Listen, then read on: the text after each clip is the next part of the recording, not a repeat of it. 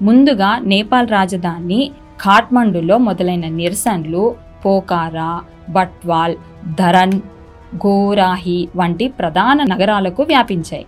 మొదట ప్రశాంతంగానే నిరసనలు మొదలైన ఖాట్మండు పార్లమెంట్ ముందు కూర్చుని నిరసన చేస్తున్న యువతను చెదరగొట్టడానికి పోలీసులు టియర్ గ్యాస్, రబ్బర్ బెల్ట్లు, వాటర్ క్యాన్లను వాడారు.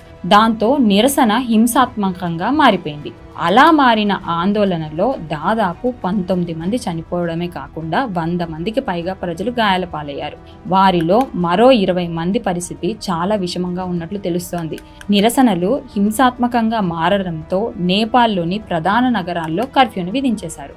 అలాగే అంతర్జాతీయ ఒత్తిడి, ప్రజల ఒత్తిడితో ప్రభుత్వం సోషల్ మీడియాపై ఉన్న బ్యాన్ను ప్రభుత్వం ఎత్తేసింది. అయినా ఆందోళనలు చెలరేగడం ఆగలేదు. ఎందుకంటే అసలు ఈ నిరసన కేవలం సోషల్ మీడియాను బ్యాన్ చేసినందుకు కాదు కాబట్టి. అందుకే నిరసన చేస్తున్న కొంతమంది యువత మాజీ మంత్రులను, ప్రస్తుత మంత్రులను, వారి ఇళ్లను, ప్రభుత్వ ఆస్తులను టార్గెట్ చేశారు. మాజీ మంత్రులను, ప్రస్తుత మంత్రులను రోడ్లపై ఉరికించి కొట్టారు.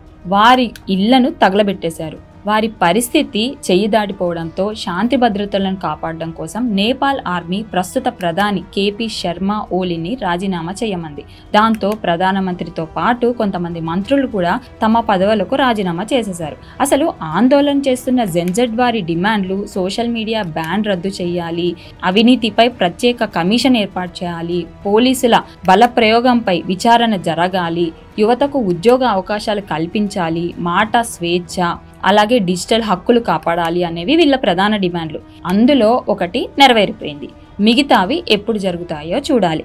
ప్రస్తుత ప్రధాని రాజీనామా చేయడంతో కొత్త ప్రభుత్వం అయితే ఏర్పాటు అవుతుంది, కానీ అది స్థిరంగా ఉంటుందా లేదా అనేది మాత్రం తెలియాలి.